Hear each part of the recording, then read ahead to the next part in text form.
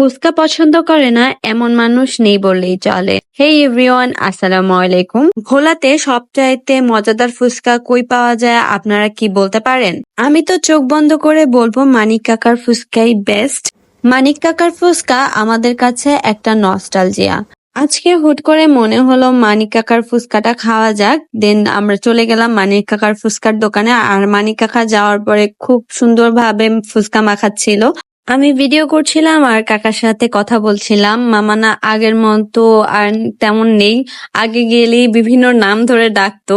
যাক, আজকে আমি অর্ডার করেছি 2 প্লেট ফুচকা, আর ফুচকার প্রাইস ছিল পার প্লেট 50 টাকা করে, 100 টাকা।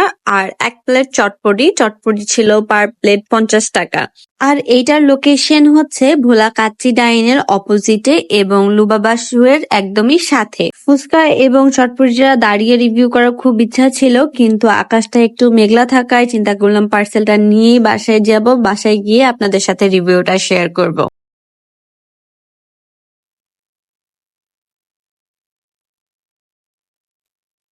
আমার চটপটিটা অনেক মজা।